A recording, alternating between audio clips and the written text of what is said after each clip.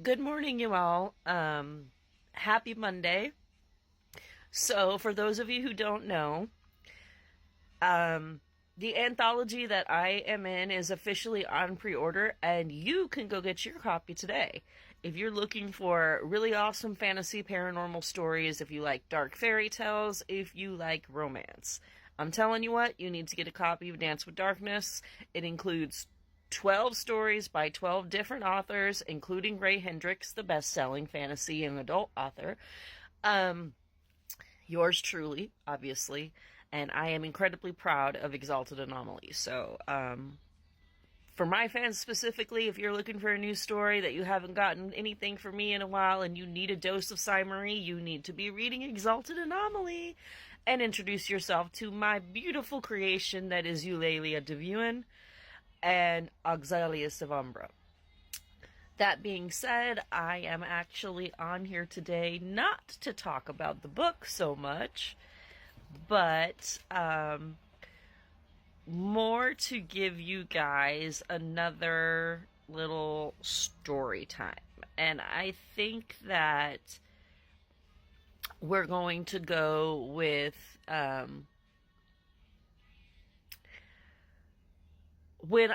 this is going to be for paranormal and supernatural experiences, not true crime. That's coming soon, guys. But anyway, today I'm going to tell you guys about the first time I seen a UFO as a kid with a bunch of other kids with me. So, I was actually going to tell you guys a story about my daughter seeing a ghost, but I realized that I actually did that as a double on one of the episodes. I'm still going to go ahead and probably tell that one, but I think I might just wait that for the last two. We are now down to 3 stories, and I'm about to tell you one, and that is the UFO in West Eugene. When I was 10 years old, I think, the summer that I was 10 years old, a bunch of kids and I lived on a street called Pattison Street in Eugene, Oregon. It is where the nicest house that I ever lived in Oregon with my mom is. And probably where I have the best memories from and the most good connection with friends. But it was my friend Kristen and her siblings, and she has like 6 siblings. And then I had my younger brother and sister, and 4 of my cousins, which includes Goddess Sophia. If you see this story, I love you, cuz. Hope you're doing well. And by the way, those of you who are interested, my cousin is a medium, and you can check her out. She has Goddess Sophia on here. But yeah, so we were all going to go explore this field in front of my house because there was this really big, huge, beautiful tree in the middle, and we were just precocious young kids, and we wanted to go for a day hike, and it was right in front of my house. So all of us decided that we were going to go on this adventure walk, and there was like a pack of 10 kids, and we walked up to the store and got ourselves drinks and candy, and there was a donut shop right beside it. Anybody from Oregon knows that Highway 99 that runs into Eugene, near Pattison in that area, there is a place called Daylight Donuts. It used to be a Dunkin' Donuts when I was a kid, but there was a grocery store right beside it, a little convenience store that was called Grocery Cart, which was bought out by Dairy Mart, and now it is a Dairy Mart and Daylight Donuts. But when I was a kid, that's how it was. It was Grocery Cart and Dunkin' Donuts, and so we went up there and we got all of our snacks, and we went on this adventure walk, and we were all having a good time, and it was bright day, and it was starting to come towards the end of the adventure walk, and we had a wonderful time and played at the tree, and I mean, it was one of those gnarled old big huge trees that you could sit on the roots and you felt like you were an elf just like chilling, it was really cool.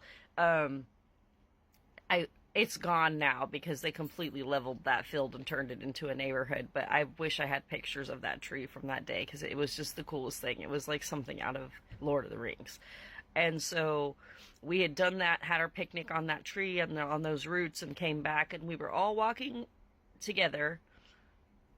And we turned back to look over the field, and we seen 3 lights. three bright white lights in the sky, and it was like 5 o'clock at night at this point, but it was in the summertime, so in Oregon it's still bright daylight at that time. It's like bright afternoon time. And so we're standing there, and I see the lights, and I point them out, and I'm like, hey, and I tell my friend Kristen, do you see that? And Kristen looks up and she goes, what is that? And I was like, it looks like three lights to me. I don't know about, what do you think? And so I pointed out to her brother, I pointed out to my brother and sister, and to my cousins, and everybody's now watching it, and we're all just like watching these lights over the field. And the way the field was oriented, it was towards what would be over Fern Ridge Lake, which in another one of my paranormal episodes, I talk about Fern Ridge Lake, and seeing lights out there at a different time, which was like the year before this. And I have also said that you guys can go and check online and see how many different reports about lights in the 90s, like between like 91 and 94, that there were in this area. You know that several of them have been on other shows like Unsolved Mysteries and everything. But anyway, we continue to watch, and we're all watching. And these lights, they continue to hover in like the three lights together about, I don't know.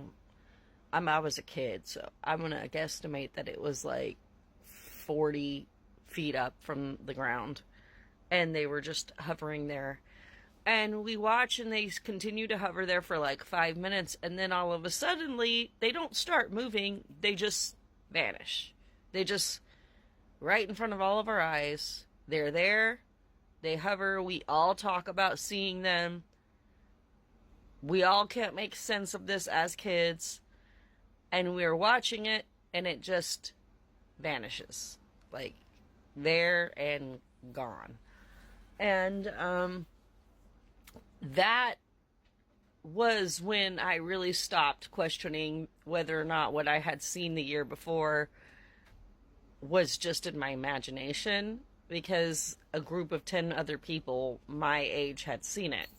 And so it was still an unexplainable UAP phenomenon. Like, it was, I can't tell you that it was a UFO aircraft, but I can tell you that it wasn't a helicopter and it wasn't an airplane. And other people saw it. And I mean, this was like 30 years ago. So I assume if there was that kind of technology being seen by me at that time, I can only imagine what kind of technology exists now if it is an alien aircraft.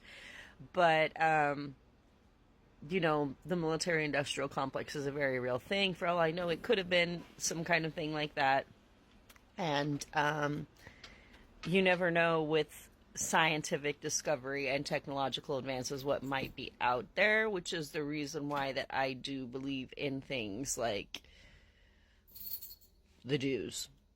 Anyway, so that is paranormal story about seeing the UAP with a bunch of kids when I was a kid, and I have 2 more paranormal supernatural incidences stories to tell, and I will be summing up this series. But I did just start my true crime events stories, which there are 4 incidences that I've crossed paths with my life that are pretty notable stories that I will be telling, and I already just told one which was posted yesterday. You guys can go back over to my page and check it out. That's about Diana Pulse.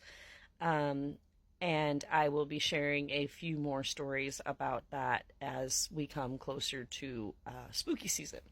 Anyway, that said, go ahead and get on Amazon and one-click my book today, that anthology, because you know you want to read it.